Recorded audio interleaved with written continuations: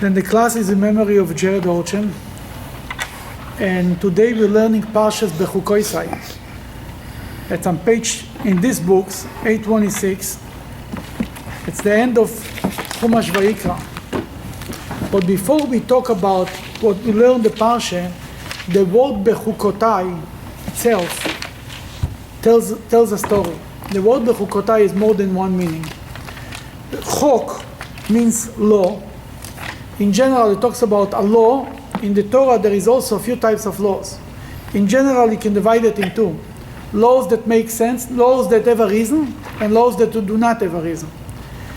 An example for a law that has a reason is honor your father and mother.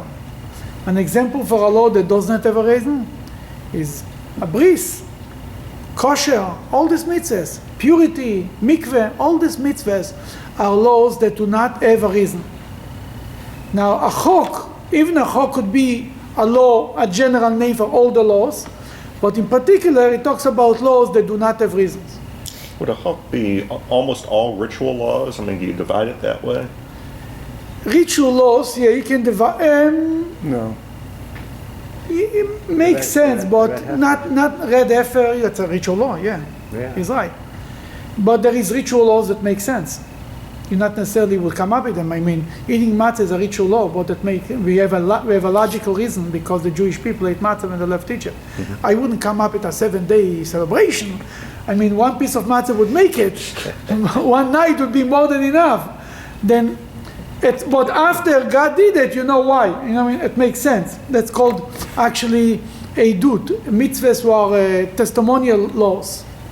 There is really, if you're going to divide it, you really divide it into three laws. You know what I mean? There is laws that completely do not make sense, do not have a reason, like family purity, like bris, but even this there is small reasons. There is also we have no reasons. Laws that after God gives you the reason, you understand it, but you wouldn't come up with them on your own. And laws that you wouldn't, even God would never tell you that, you would also do it, like honoring your father and mother, like the loss of modesty, and so on and on. Not to steal, not to kill. How's that reconciled with Rambam, who gives a reason for everything, basically? For everything, he gives a reason for the red heifer.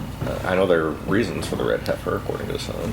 You know, but a reason does mean that this is the only reason. There is also a reason. After God said that we're looking for some, what's the reason for kosher laws? Well, Rambam actually gives a health reason for that. It's healthy. Yeah, I know. I once spoke about it. You know, if it would be health reasons, who would have to be the strongest? The Jewish people.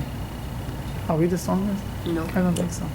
Obviously, it's hard to say that's the only reason, the health reason. Then there is another reason for that, but we'll not go into it. The bottom line is, yeah, I understand, but there is clearly some laws who do not have a reason.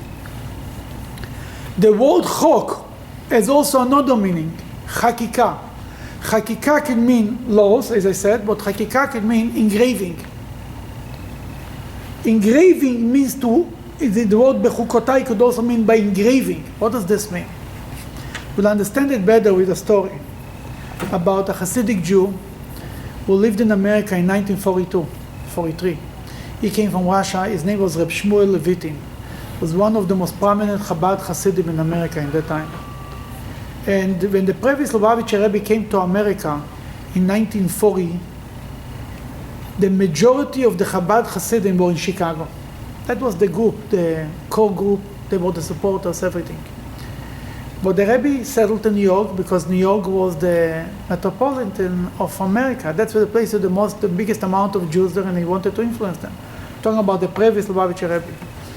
What he sent in 1942, 43, whenever it was, he sent Reb Shmuel Levitin, who was like his right hand, if you want, a very prominent Chassid, to go to visit Chicago, to talk to the people, to make some peace there. I don't know what it was. Before he left, he came in for a private audience with the Rebbe. The Rebbe told them, when you go to Chicago, there is a Jew there with the name Mr. Risner.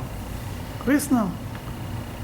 The Rebbe says, he is from a Hasidic family. His grandfather was a Chassid. He comes from his iches, his genealogy is from Hasidic family.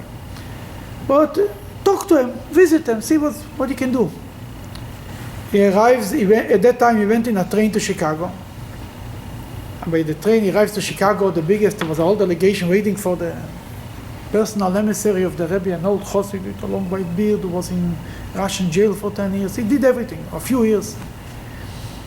He came to Chicago. As he get off the plane, the train, he says, I need to meet Mr. Risner. The Rebbe said I have to meet Mr. Risner, that's the first thing I'm going to do. Is Mr. Risner, you know him? Is he a member of the Chabad synagogues in Chicago? They look at him and says, yeah, he's a member. Is he coming? He says, yeah, Rosh Hashanah, Yom Kippur. Not the regular guys. Fine. Where can I meet him? I'm sure you can meet him in his business, in his factory. The whole delegation is going straight to Mr. Risner's office. I don't think he got any advance notice. This Hasidic rabbi with this long white beard comes in, sits down. He was like overwhelmed. He started to talk. This Chassid knew Mr. Risner's grandfather. He started to talk about the family. He remembered his grandfather, he remembered his father, he remembered his uncle. He told them stories about. It was an unbelievable meeting. Sitting in the cat, he warmed up. They elevated him. I reminded them where he's coming, what his roots are. There comes the end of the meeting. Mr. Risner pulls out his checkbook. He says, to who should I write my donation? Then Rabbi Levitin tells them, Shmuel tells them, oh, I didn't come here for money. Then he looks at him, an old rabbi from New York, schlepping to Chicago for what? To drink with me a cup of tea? He told them like this. He told them in the Shtetlach, I'll tell you what it is. In the Shtetlach used to be a sofer. Sofer means a scribe. In every Torah, every mezuzah, from time to time has to be checked, to fixed. Letters are being erased because it's ink and parchment. And after years or after a while, it could be erased. Some people check the mezuzahs, Hasidim check the mezuzahs once a year in that film. Some people twice in 7 years, it's a Jewish law. And so on and on. The Torah, sometimes you can see a letter is erased, you have to fix it. Then in a big city, you have a sofer, and he has enough business from the community. In a shtetl, cannot support a sofer, that used to be traveling sofers. Used to go from shtetl to shtetl, used to fix the Torahs. He tells them, I'm a traveling scribe, he tells them. It's written that the word Israel stands for Yesh Shishim Ribo Otiyot LaTorah. The word that there is 600,000 letters to the Torah. Even in the Torah, there, if you count, you find only 304,000 letters. But with the tagging, with the crowns and so on, that's what the Talmud says, 600,000 letters. What does this mean? Every Jew, there are 600,000 Jews left Egypt. The idea is that every Jew is a letter in the Torah. Every Jew is a connection. In the Torah, it might be your letter. That's why the idea of when you write a new Torah, people buy a letter. Because every Jew is a letter in the Torah. He tells them, I'm a scribe. Sometimes the letters in the heart of the Jews gets a little erased, The ink is getting a little rubbed off. That I go from town to town and I fix the letters. I wake up the Jews, I fix the letters that are in the Torah. He was very inspired by this explanation. It was amazing. Fine. He was there a week in Chicago. He came back to New York. The first thing he went to give to the Rebbe a report. He walks in. First thing he spoke about was Mr. Risner, because that's where the Rebbe told him to go. He tells the Rebbe that was with Mr. Risner, and he tells this, and he proudly told the Rebbe the explanation that he gave to Mr. Risner, that he's like a traveling scribe, and he's fixing the letters in the Torah. And he saw the Rebbe was not so overwhelmed and inspired by this explanation. And he was a very close chassid that he sensed that right away. By the Rebbe, you don't need explanations. You sense in a second that he make the Rebbe like, what's wrong? What's not good about this explanation? The Rebbe told him like this. In the Torah, the ink and the parchment are two separate things. There's the ink and the parchment. And you put them two things together. Therefore, it could be erased.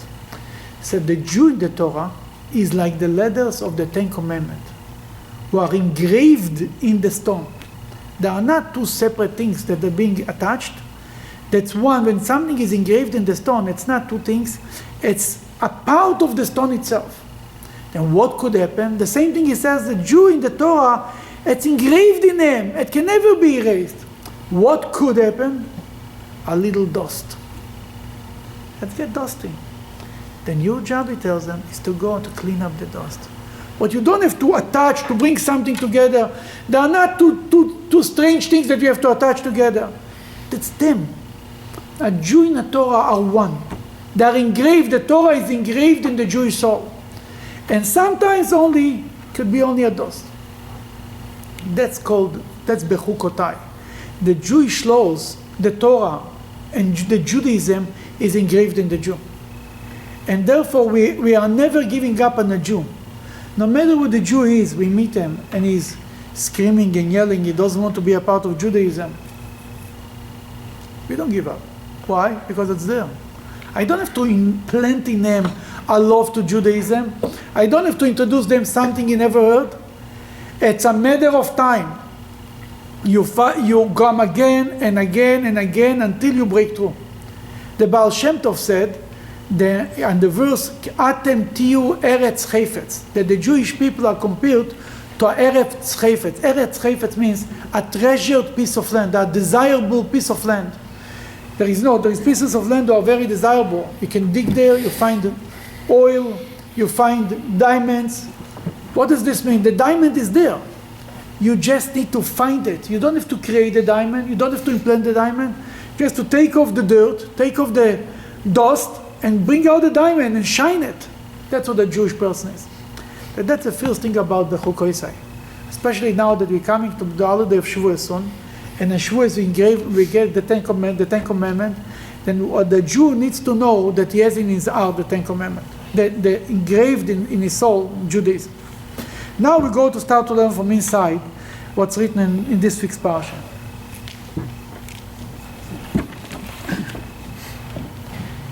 If you pursue the study of my laws in order to guard my commandments and observe them, then I will give you rain at a convenient time. The land will yield its produce, and in the future, even the non-fruit bearing trees of the field will produce fruit. Okay, if you go with my ways and my commandment, I will give you rain in the proper time, in a convenient time. What's the proper time? What's the proper time for rain? The rainy season. No, when you're sleeping or when you're not working, you're outside. On Friday night. That's the proper time. Because Friday night, nobody's on the road. Everybody has to be home with his family. During the week, people used to be peddlers. People used to go from place to place, traveling. That God doesn't want to make them suffer. They should go in the mud and suffer and schlep. But Friday night, that's a proper time. Because Friday night is a time for every person to be with his family. You stay home. You're not traveling anywhere, not going anywhere. That if we observe the commandment, not only God will give us rain, He'll give us rain in the most convenient time for us. Never be trouble. Even the rain, the good things will not give us trouble. The reward that's being given is in this world for observing the commandments. Is there also a connection here between observing the commandments and getting a share in the next world? Just the opposite. When you tell most of the Jews you get a share in the world to come, they complain, I want it here, cash. You want it in the world to come. That's the Torah speaks here about this world. The Torah doesn't speak about afterlife, no. The Torah says you get the reward right now. And more than that, the whole concept of reward, it's not really reward. The reward is to be given in afterlife, or in the world to come, when Moshiach will come. This is good working conditions. So you hire somebody to do a job for you. You have to give him a computer, you give him a desk, you have to give him a coffee, you have to give him air conditioning, you have to give him a room, you have to give him you have to give him a chance to do his work.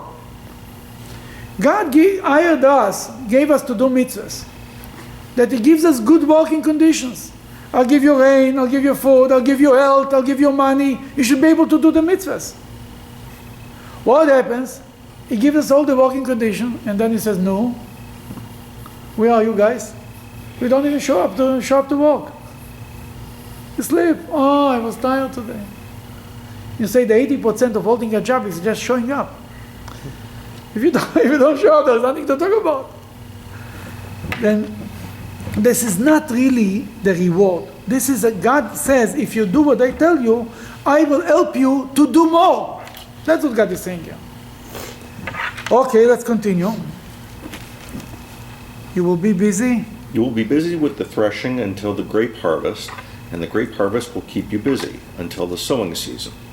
You will be satisfied with even a small amount of your bread, and you will live safely in your land. God gives all the best blessings here. You'll be satisfied with a little bit to eat. You'll not gain weight. You'll not have to run for this. You'll not have to do exercise. And the main thing, you will live safely in your land. Shaftem lo betach ba'artzachem. You should live. Now comes even better blessing. Go ahead, Mark. I will grant peace in the land, and you will go to sleep with nothing frightening you. I will eliminate wild animals from the land, and foreign swords will not even pass through your land. In peace, never mind in war. Not only will not be war in the land, we will not even have foreign swords passing by from one place to another. Even the UN peacekeepers will not have to be around, because there will be peace. Everything will work. This is almost like a mini messianic age in a sense. It's a lot of the same things. Yeah, this is Messianic age. If we do what Hashem wants, we'll have Messianic age. Absolutely. That's the idea. I mean, time of Solomon, before Moshiach came, we already had it, to a point. Then, in certain periods in Jewish history, we had such periods, such period of peace and tranquility, and everything worked well. That happened. Go ahead. You will chase away your enemies, and as they are running away, they will fall dead in their own swords before you kill them. You will not even have to kill your enemies. They will fall on their own sword. Go ahead. You, our weakest man, will be able to chase away 100 and 100, or you will be able to chase away 10,000. As they are running away, they will fall dead at their own swords before you, despite your tiny army. Basically, what happened in 6-Day War, what happened in 1948, that the enemies run away before we touch them. All the refugees, nobody ever chased them away. They run away on their own because the Arab regimes told them, go, move out of the way, we will conquer the land, then you can come back and get the Jewish houses. That they left. They never came back. That's what really happened. And in 6-Day War, they left the shoes and they run away. Then that's what this mitzvah, this promise was fulfilled there. So it sounds like the story of Gideon, too, where 300 soldiers basically routed the whole enemy force. You're right. When the Jewish people, or even better, Chizkiyahu didn't have to do anything. Yeah, but the same idea. Sure, it's a recurring theme. In history. Samson, arguably, as well. Yes, one person who scared the whole Palestine.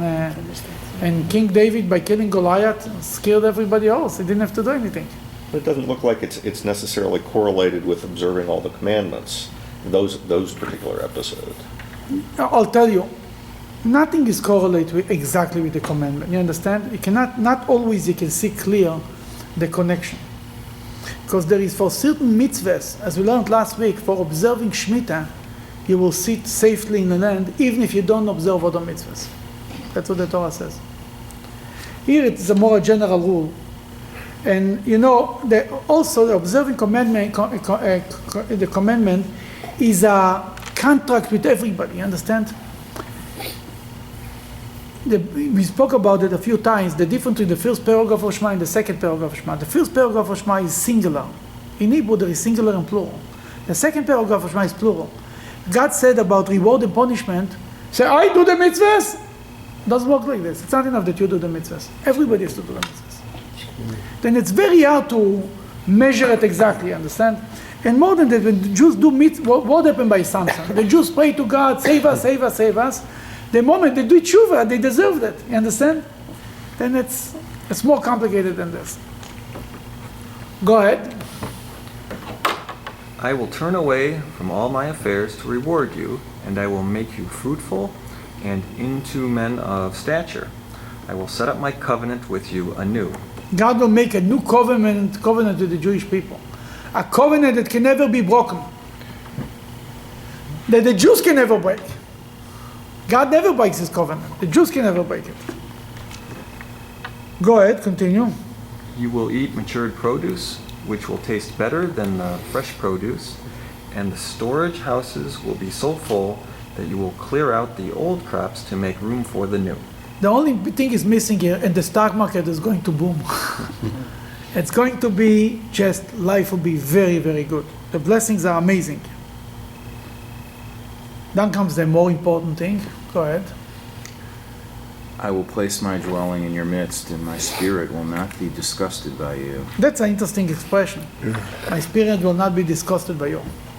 It means to say, God, if we lose the spirit of God, it's not because God did anything. We are just don't let him be. You know, there is a famous Hasidic expression, where is God? Will you let him in? Then will you let him in means God wants, then if we will do the mitzvahs, God will be happy to be among us. But if we don't do the mitzvahs, then God doesn't feel comfortable by us, among us. That's what he's talking about. Okay. I will. Go ahead, continue. When you go to heaven, I will stroll among you, and you will feel comfortable with me, but I will still be your God whom you fear, and you will be my people. I will be your God, and you will be my people. It goes both ways. And, okay, continue. I clearly have the power to bring all these blessings, for I am God, your God, who took you out of the land of Egypt with great miracles, freeing you from their slavery. I broke the pegs of your yoke and led you upright. Led you upright. That's a blessing. There'll be komemiut la'artzenu. It goes upright, straight towards the land of Israel. The Moshiach will come, will go like this. Proud. Be proud Jews. So far, it's such blessings. It's a pleasure. What's the new covenant that's being talked about here? The Moshiach will come, so to speak. It will be a new covenant with the Jewish people. A covenant can never be broken by people. A covenant is simply a new agreement. There are lots of new covenants in Jewish thought. I mean, yeah. They keep piling up layers of covenants. Obviously, you need another one. But this is the Messianic covenant? I think so. What means a new one? What means a new one? A new one, Rashi said it, yeah. Bris Chadosha. Yeah. A new one means when the will be not like the old covenant that was broken by God throwing out the Jews in the land of Israel, by Jews not being observing the mitzvahs and so on. Be a covenant that can never be broken. Mm-hmm. It's interesting because the Haftorah that we do from Jeremiah for this section is from Jeremiah 32, but Jeremiah talks about a new covenant in 31. You would think that would have been, they would have extended the Haftorah. Now you're asking me why they choose this Haftorah. I cannot tell you this answer.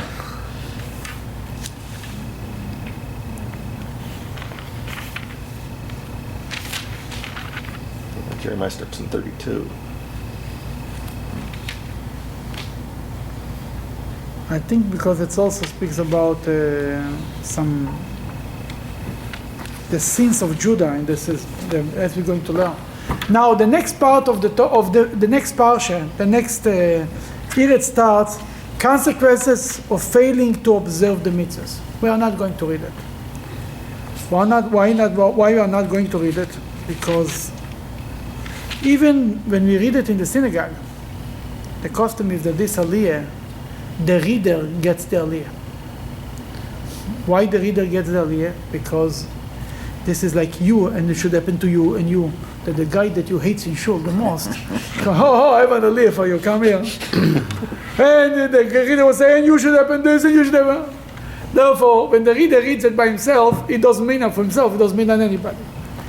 Now, the other thing is, not only you read it by yourself, even the reader is not being called up to the aliyah. He just says the blessing. You don't invite him to read the Torah. And then you read it a little bit in a lower tone, because it's curses. There is twice in the Torah curses. Once here, before Shavuos, and one before Rosh Hashanah. Before in Parshat Kitavo. There is a story about the second Chabad Rebbe. Those Parshas Kesovai, there is even more curses, and I think double the amount of him. That once his father, usually the Alter Rebbe, the first Chabad Rebbe, used to read the Torah every Shabbos. Once he was out of town, he had to go somewhere. And somebody else read the Torah. The son, who was later the Rebbe, heard that curses, he fainted. He was so sick that was a question if he can fast on Yom Kippur. Even that Kitta was like 2 weeks before Yom Kippur, more than 2 weeks, 2.5 weeks. They were not sure if he can fast Yom Kippur. But they asked him,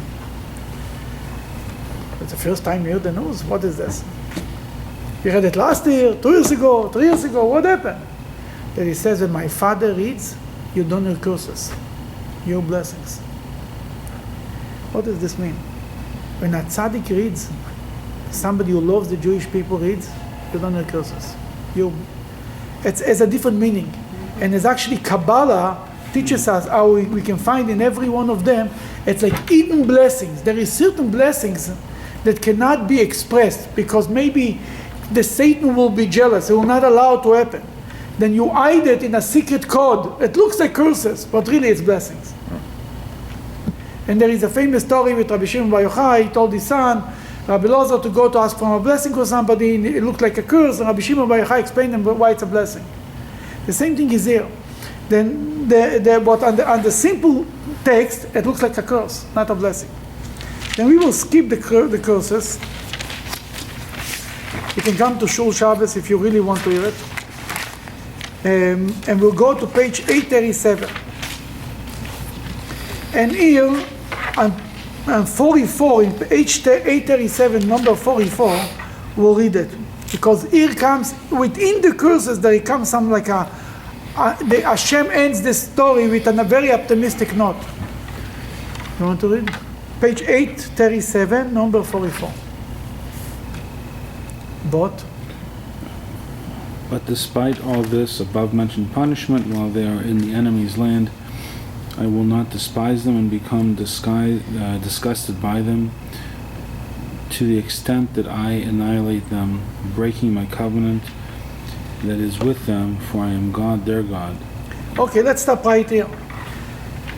Even when they're in the land of their enemies, what you mentioned before, I will never give up on them. I will not get rid of them. To break the covenant that I made with the forefathers, Abraham, Isaac, and Jacob, as he mentioned before, in number 42 actually, but I will remember my covenant with Yaakov, and my covenant with Yitzchak, I will also remember my covenant with Abraham, and I will remember the land. That God mentions Abraham, Isaac, and Jacob. An interesting thing, God mentioned this in the opposite way. Jacob, then Isaac, then Avraham. Really, it should go, Rashi is asking it. It should be Abraham, Isaac, and Jacob. That's Avraham. We start the Amidah. God of Abraham, God of Isaac, God of Jacob. Why is it going upside down? Because God says, I will remember the covenant of Jacob. If this is not enough, it will be the covenant of Isaac. If this is not enough, the covenant of Abraham that I made with Abraham. And Rashi points out that in this covenant, it's interesting about Jacob and Abraham, the Torah is using the word remembering. I'll remember the covenant of Jacob, and then he says the same thing. I remember the covenant with Abraham, but by Isaac it's not written remember. The word remember is not written by Isaac. That Rashi is pointing out, why not by Isaac remembering? That Rashi says something very interesting. And here is something that it's unusual. I'll tell you why. Why it's why God, Mark, you can. Because he says the language Rashi is using, the ashes of Isaac is on the altar. It doesn't need to be remembered. That's right there. What does this mean? Isaac was ready to be sacrificed, right? Then the meat, he almost was sacrificed, right?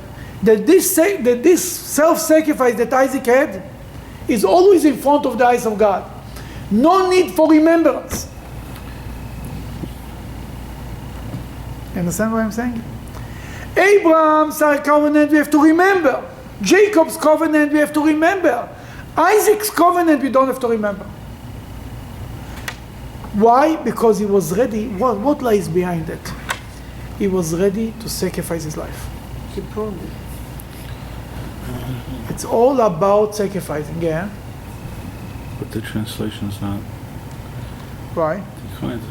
I read it, It no? doesn't say remember. Zacharti et briti. Yaakov. So I will Vav et remember briti, briti. Yitzchak. He says I remember both. No, yeah, but the word remember is not written. It's written by Zacharti et Abraham. briti, Vav et briti Avram Yeah. ezkor. רגע. It's written Zacharti by Jacob. And it's Yaakov written- ve'af et briti I know, Yitzchak. I know. It says both. No, No? not, Okay. not written the word Zacharti by So Isaac. because the Zacharti is not written there. Yeah, that's what Rashi points out. Okay. Look the Rashi down. איפה ממש? זכרתי את בריתי, the second column, זכרתי, למה לא נאמרה זכירה ביצחק, אלא עפרו של יצחק נראה לפניי צבור ומונח על גבי המזבח. The second column, the third and fourth line. Second column from the right. Yeah, right there. Beautiful. Go down. Right here, yes. Okay. Then what does this mean? What Rashi says there, Isaac no need to be remembered because he was ready to give his life. And this is something, sacrifice, that's what it's all about. Sacrifice doesn't have to mean that you have to jump off the roof and be burned alive, God forbid. Sacrifice means that you are ready to sacrifice something from your life. And that's what counts. In every story in the Bible, in every story in Jewish history, who is remembered? The people who are ready to sacrifice. Who accomplished the people ready to sacrifice? And if it's a splitting of the sea, if Nachshon ben Aminadab wouldn't jump into the water, we would still be waiting there by the water until today. It's all about somebody who is ready to jump into the water. Physically, spiritually, psychologically, no matter how you slice it.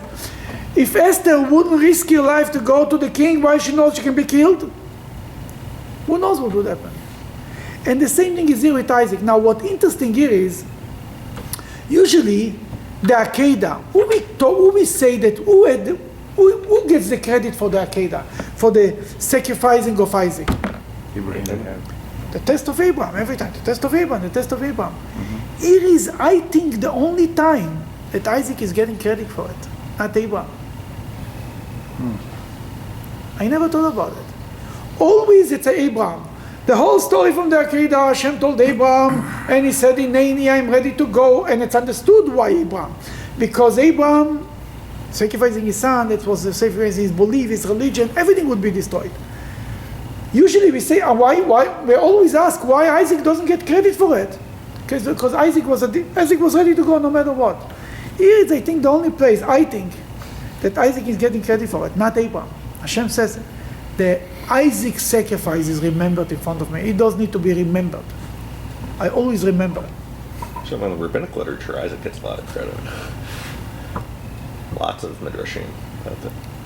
Yeah, but every time when you daven on Rosh Hashanah, even you read from the Torah, you remember every time the story from the Akedah and so on. Every day in the morning, it's usually Abraham gets the credit. Isaac never. Finally, I found a place in the Bible. Isaac getting some credit.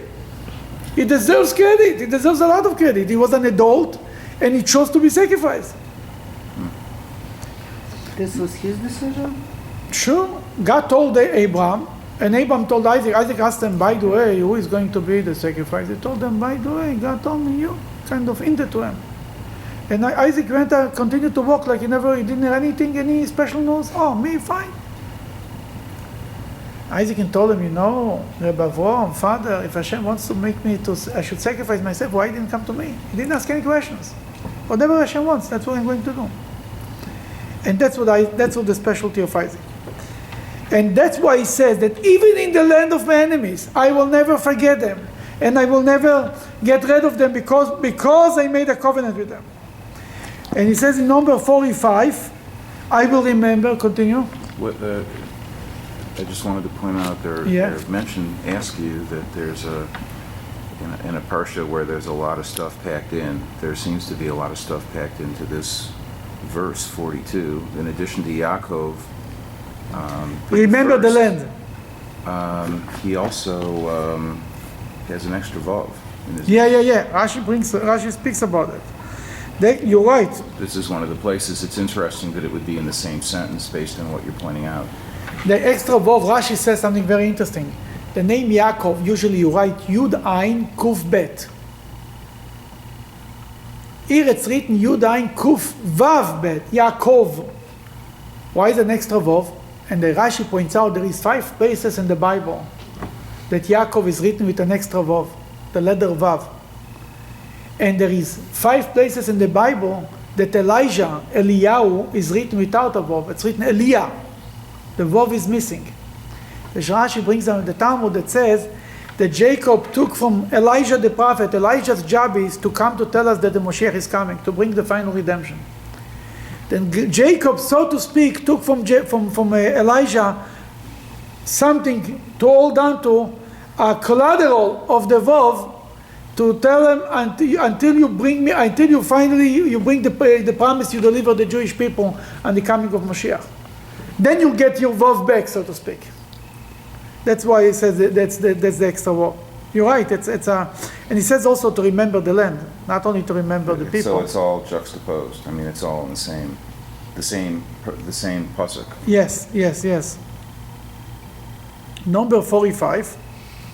I will remember for their sake the covenant made with the original tribes, whom I took out from the land of Egypt in the sight of the nations, so as to be a God to them. I am God. Mm-hmm. These are the super-rational and rational commands from the written and oral laws that God gave through Moshe on Mount Sinai as a covenant between himself and the children of Israel. Here is in this Parshah the reward, the punishment. It's all here. The deal, the contract is right here in this week's Parshah. Bechukotai. Now, the next part of the Parshah speaks about measurement. Before we get Go there, ahead, please. Nachmanides made a comment about this, that this particular passage applied to the Babylonian exile, and then Deuteronomy chapter 28 then applied to the Roman exile that we're currently in. I was wondering if you could comment about that. I think there is a Talmudic statement, if I remember correct. Lo me'astim, I did not, the Rabbi Judah, the prince says it, or in today's world you can find it online in a second. I'll tell you in a minute.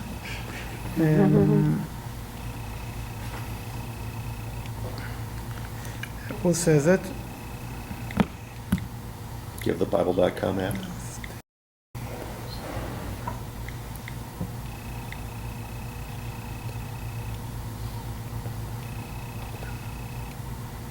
Here it is. Here it is. Oh, it's not opening.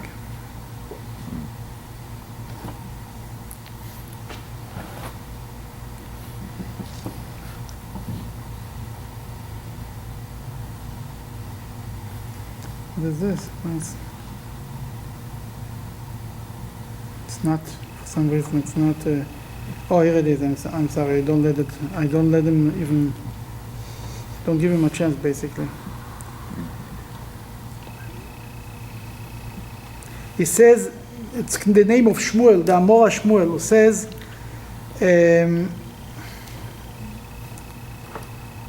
okay, the Gemara says in Megillah, it says like this, Shmuel said, on this verse, even in the land of the enemies, Loi me'astim, when I didn't discuss them, I didn't spy them in the time of the Greeks.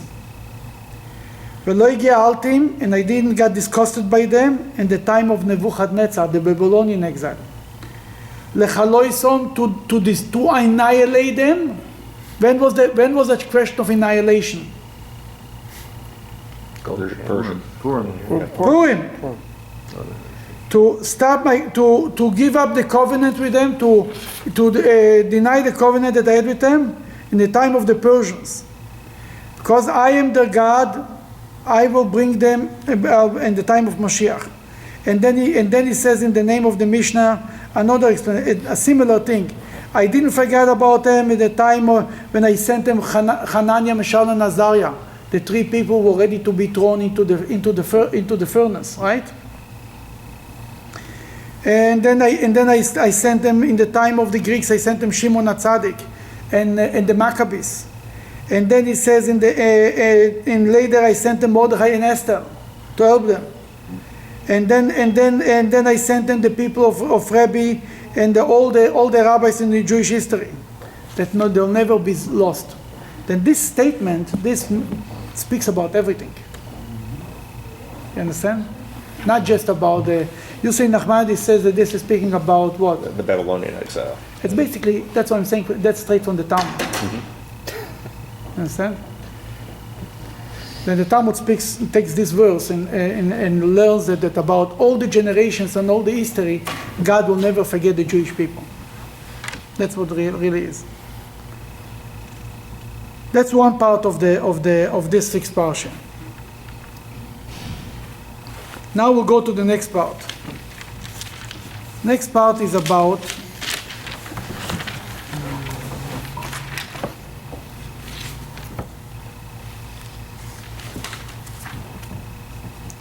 on page 837, evaluation of dedication to the temple. I mean, you know what?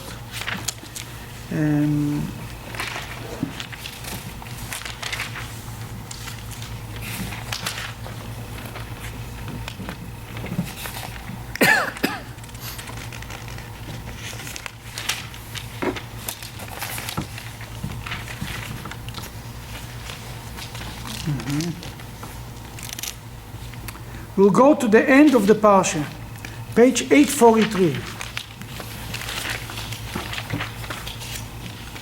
The tithe of animals. You read? Fine. Okay. When a person comes to tithe his animals and they come out from an entrance one after the other, the 10th animal that passes under the rod will be the tithe of the cattle or the flock. You know, there is a tithe animal. You have to give the 10th of your 10th animal. You have to give for God.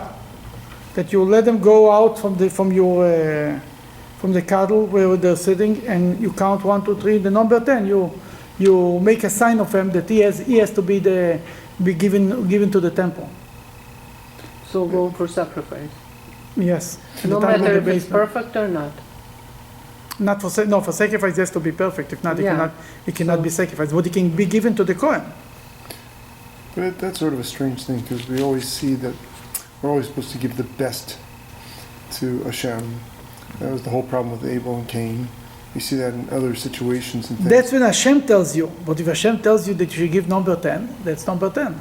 It's number 10 has a certain holiness to it. Yeah, sure it does. Like in people, the person who makes the minyan is a certain holiness. Asiri Yeh Kodesh, the expression when used by a synagogue, when somebody, the 10th person walks in, we say the 10th is holy, comes from here about the animals.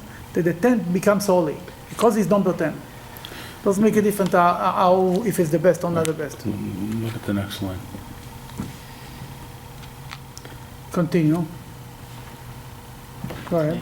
Despite. Essentially, it can be any Despite the fact that sacrifices are generally offered from the best animals, he should not select a good, unblemished Can be any animal animal. or a bad, blemished one for the tithe animal, nor should he offer a substitute for it.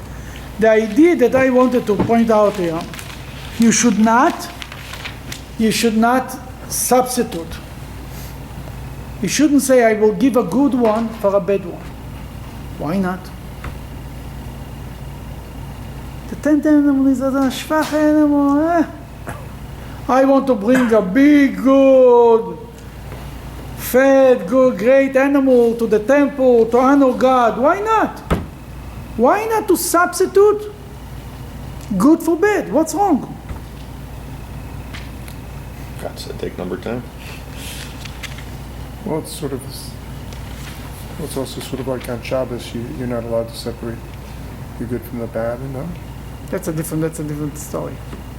Why not to substitute a good animal for a bad animal? What's wrong with that? I want to bring something better. And the Torah says if you substitute it, you have to bring both to the temple. You cannot give up on one and not have the other. Right? Hashem controls which one's the 10th. The answer is because if you substitute the good for the bad, you'll end up to substituting the bad for the good. That's how it starts, always. Just like with the mitzvahs, we say in the Torah, I think in Deuteronomy, in Parshah, we say, Lo toisifu v'lo yisigru, right? Where is it written? Do not add and do not subtract from the Torah. Parshah.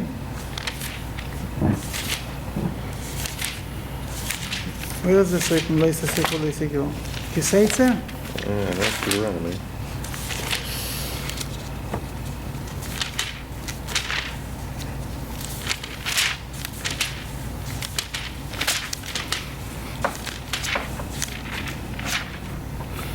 Should be in Parshah somewhere.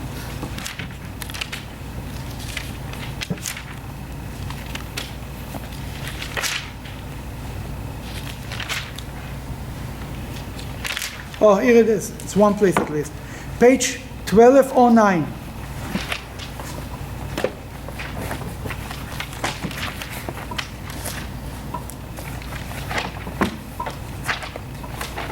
It's written here, number 1. Chapter 13, number 1. Be careful. Read it. Be careful to observe everything which I am commanding you, no matter how trivial it may seem. Do not add to it. Do not detract from it. Then the Talmud is asking, do not add, do not detract. What should be the right way to be written? Do not distract. That's the dangers. And do not add to it. Then the Talmud says, a person doesn't start with taking off something from the Torah. The Yetzer Hara will not even tell them, will not work. The evil inclination comes and tell them, don't do a mitzvah. They'll say, are you crazy? Sure, I'm going to do it. It tells them, let's do it more. Let's add a mitzvah. You know what Rashi brings the example for adding a mitzvah? Right there. Read on page 1209. How might one add to the Torah? Rashi. Read it, yeah. Where is it? Right there, yes. Oh, right. Bottom left. No, in top. Okay. Oh, The classic question, you see it? The classic question, looking top of the page underneath the text. yeah. Be careful too. Rashi Tefillin with 5 Tosafos, Yeah. 5 species in the lulav, or 4 blessings for the priestly blessing. You will add 4 parchments in the tefillin. I want to put 5. 4 spices for the lulav. I'll put 5. What's wrong? More. The more the merrier, right? How to say in English? The better. You'll start with more. What's the problem? You start with more. You can subtract later because It becomes your business. I can add. I can return stock. I can do whatever I want. The same thing the Torah says in our Parshah. Don't do me any favors. Give this bring to the temple. Don't substitute from good to bad. Because eventually, when you start to substitute, you'll substitute better. how does adding fences square with this? Beautiful. That's what I wanted to say. In Judaism, anything that the Talmud came up with, the rabbis came up, they didn't just came up with an idea. Oh, you know what? Let's do fences. The Talmud, the rabbis are full with fences, right? All day we make fences to the Torah. Don't do this because you may think, what's muktzeh? Don't touch a pen because you might write with it. The whole concept of muktzeh on Shabbat is a fence. Where is the source for the rabbi's idea for fences? That's what I learned from the Rebbe this week. This is one of the sources. Do not substitute the good for the bad because you'll end up to substitute bad for the good. Here the Rebbe says in one of the places you can show that the Torah itself is making fences. Where there is another place in the Torah that you make fences to make a fence? In the Torah?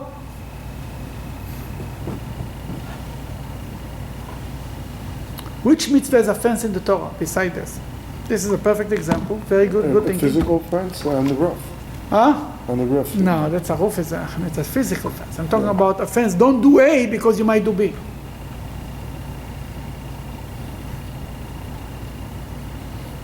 No? Think. Where in the Torah there is a mitzvah that you only do it because you might lose it? might forget. Chometz and Pesach. You're not allowed to have chometz in your house. Why not? Because you might forget and eat it. Then the Torah itself is making it as offense. Chometz should not be found chometz in your house. Because if you be chometz, what's the problem? I'm not allowed to eat chometz. Fine. Why cannot be chometz in my house? Because you might forget. Another example with the Torah is making offense just in case you make a mistake. And there is another example. That's a little loud one. There is There's several. for example. Well, I think one that's interesting is you can't have cheese on chicken or something. That's the rabbis made defense. I'm talking about places the Torah itself made defense. Okay. How many lashes? The lashes is a law in Torah. How many lashes? It was supposed to be 40. It was supposed What's to be written? 40. Written It was 40. 40. Why we give 39? The Torah says you should Because you learn should from the Torah. Because you should. Because it might be a mistake, he might give one extra, therefore we go one less. That's another example of the idea of offense to the Torah. And this idea, do not substitute good for the bad and bad for the good. And it's also, what? Well, but we do see enhancements and beautifying of mitzvahs. But the best example would be Hanukkah. We were supposed to only have to light one candle each day in each member, and then it gets added on. You go. No. The mitzvah itself has 3 options. Yeah, but there was the primary mission, and then the Hillel and Beis Shammai and all those different things. First of all, Hanukkah is a rabbinic mitzvah to begin with. Okay, all right. All right. Number 2, even when you add something, as long as you know that you did, it's not a biblical thing, it's something that you make to enhance the mitzvah, that's a different story. You understand? Or the new Torah start to move around the mitzvah to change the mitzvah, that's a problem.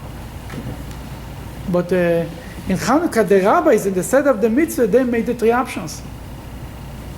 It's an unusual thing, by the way, to have different options of observing a mitzvah. You see it only in Hanukkah. I don't recall any other place that there's 2 options to do the mitzvah. You can do it this way and this way. What is this? That's a mitzvah and finished. It's only in Hanukkah we have this idea. But the idea is also in spiritual life.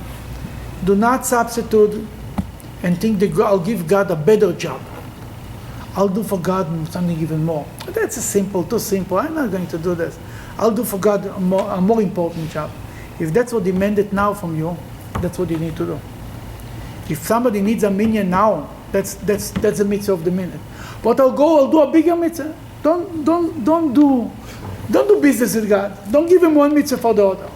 We see that with King Saul, where he said he spared the animals from the that he was supposed to kill, and he said, I saved the animals so I can give you a sacrifice.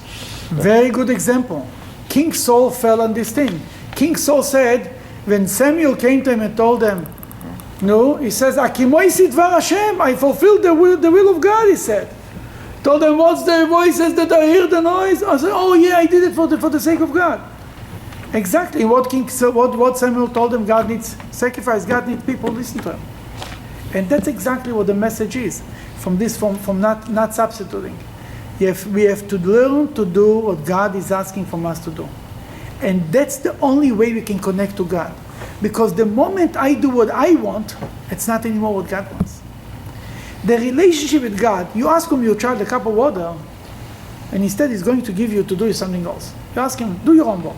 He says, no, I'll bring you a cup of tea. I didn't ask you for a cup of tea. I said, do your homework, right? That when he's doing what you ask from him, then there is a relationship. The moment he's doing what he wants, there is no more relationship. The relationship with God is when we do what Hashem asks from us. The moment we start to switch things around, that's already, it's your religion, it has nothing to do with God. You say, that's now it's your will. It's nothing to do with me. I never asked you to do this. How do we reconcile that with rabbinic law, where we do add a lot of things? I mean, it's not biblical law, but I mean, we set up different categories of law. Because the rabbis in the Torah, God gave the rabbis the power to add things. Then it's also within the frame of, and like this example with the fence, everything that the rabbis made has a similar thing inside the Torah.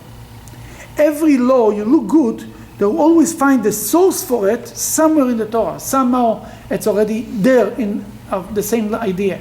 But besides that, the rabbis were empowered in the Torah to make it. It's again a part of the Torah. Understand? They don't just do one morning get up and start to do things. There's a mitzvah to remember miracles. That the mitzvah of Hanukkah is to remember the mitzvah. But the idea of to remember miracles, that's from the Torah. We have to remember the mitzvah of Egypt, right? The Exodus of Egypt, because God made us a miracle. That from them they took the idea to remember every miracle. We have to thank God. That's a mitzvah in the Torah to thank God. Then we learn to thank God. There is a sacrifice, a Thanksgiving sacrifice. Then all it's based on the Torah, you understand? They didn't come up with a new thing. Then this is the lesson that we have to remember. God tells me something to do, just do it.